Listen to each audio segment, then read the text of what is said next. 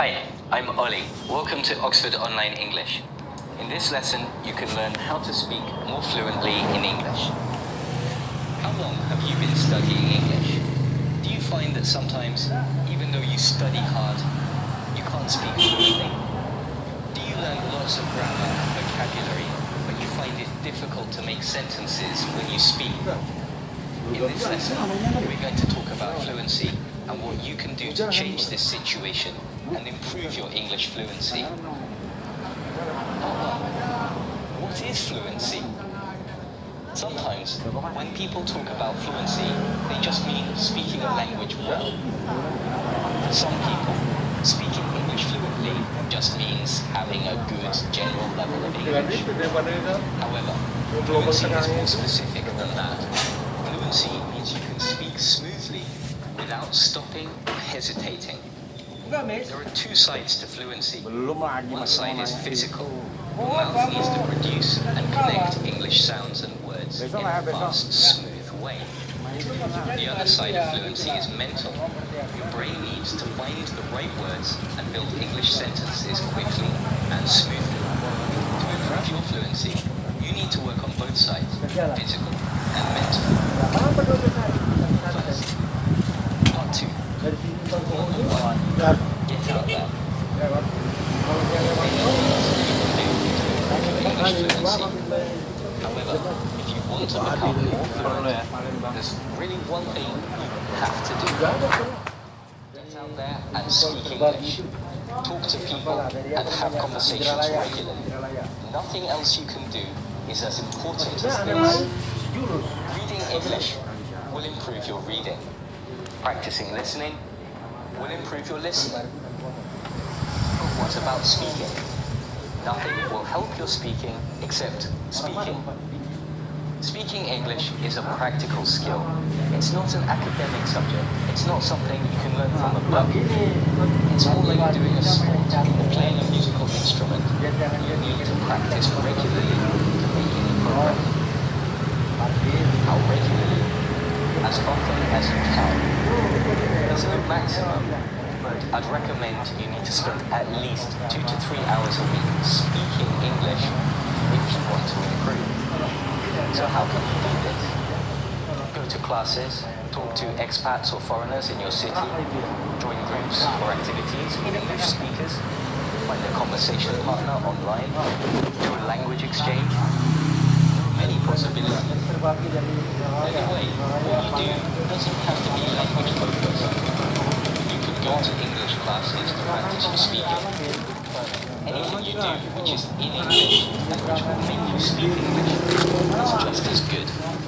I'm going to take a guess about what many of you are thinking right now. I don't have people to talk to, I'm shy, but it's too difficult. Let's talk about these things quickly. Part 3. Get used to pressure. Speaking a foreign language is hard. Situations which would be easy in your language can feel difficult in another language. Situations which would feel difficult in your language can feel almost impossible when you have to do them in a foreign language. That's how it is. It's easy to imagine when you start learning another language a point where everything is easy and comfortable. But unless you live in a foreign country and live completely outside, several languages at this point in my life. I speak some of them quite well. It never feels easy or comfortable. Why are we talking about this? I'm trying to motivate you to go out and practice more. To do that, you have to accept that you feel uncomfortable and intimidating a lot of the time. That's how it is. Don't let it stop you. You can still practice, you can still communicate, and you can still improve. I'll give you an example of this from my own experience.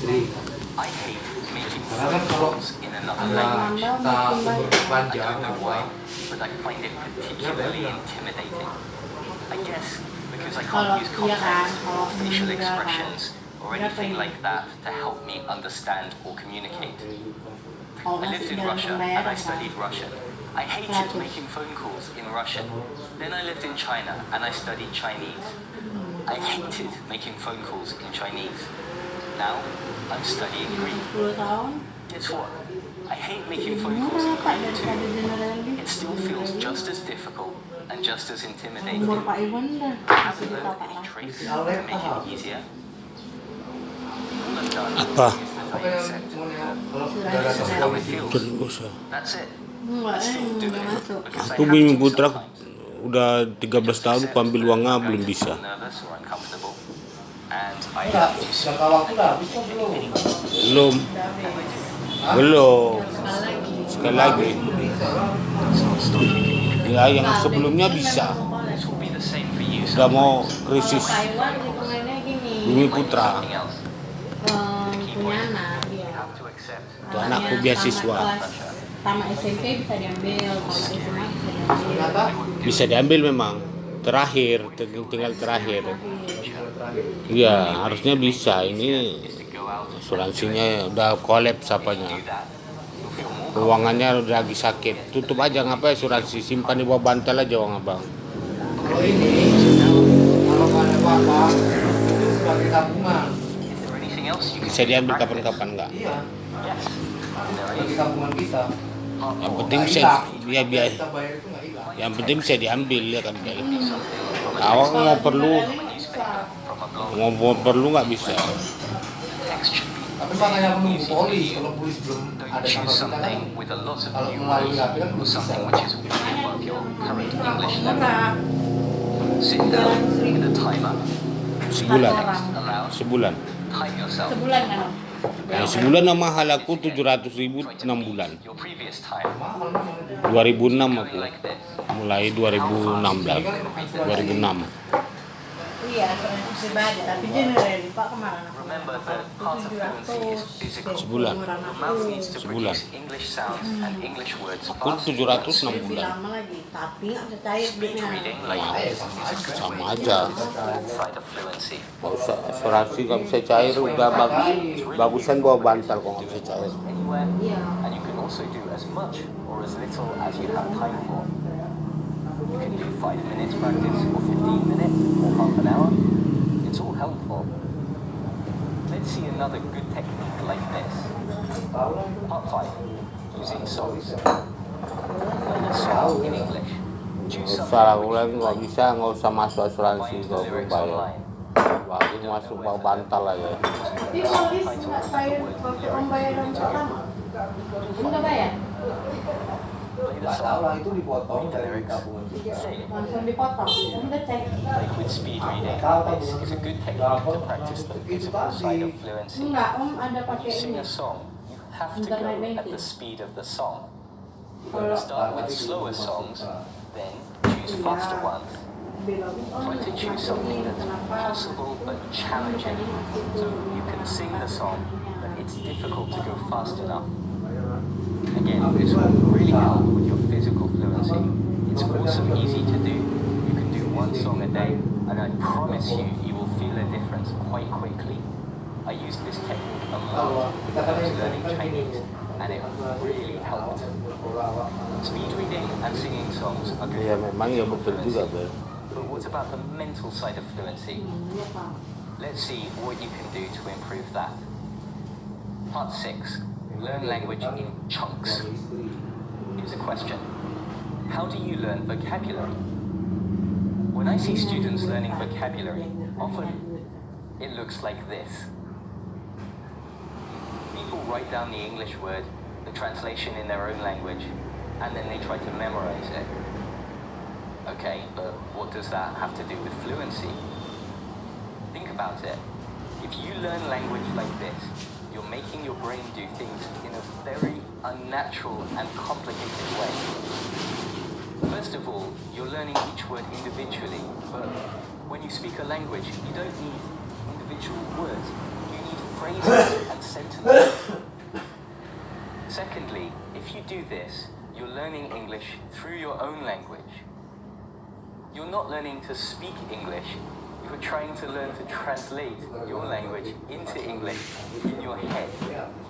So, does this sound familiar? You have a sentence in your head in your own language, you move through the sentence, translating each word into English. If you don't know the translation of a word, you get stuck. You feel bad about your English and you stop speaking. You need to break this habit if you want to speak fluently. First of all, this way of thinking and speaking is always slow.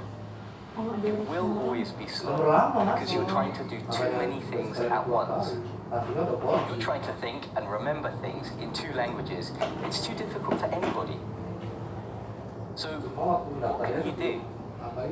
We said before that you need phrases and sentences when you speak. So, learn language in phrases and sentences. For example, imagine that someone asks you, "What are you doing this weekend?" Look at 3 answers. I'm going to see some old friends. I'm thinking of going for a bike ride. I might do some odd jobs around the house. Now, make your own sentences. I'm going to... I'm thinking of... I might... Try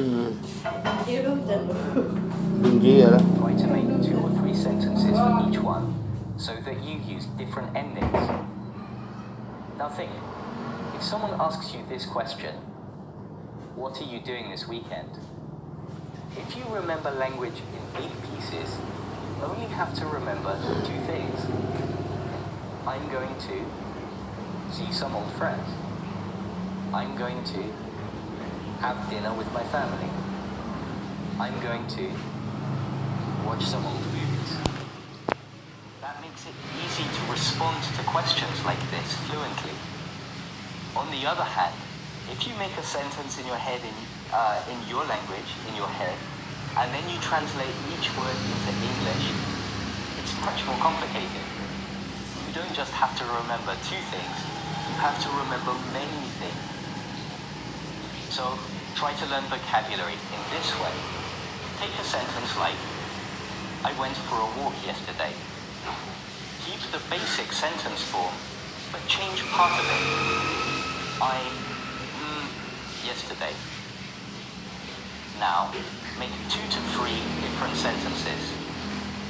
I took an exam yesterday. I was lazy all day yesterday.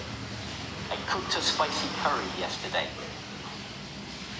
Now, practice and remember the sentences and phrases. This is a much more natural way to learn vocabulary.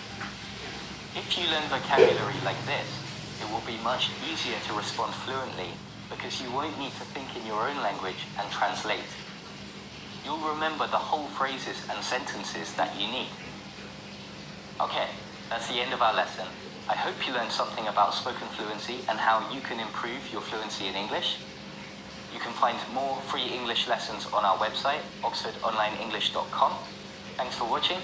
See you next time.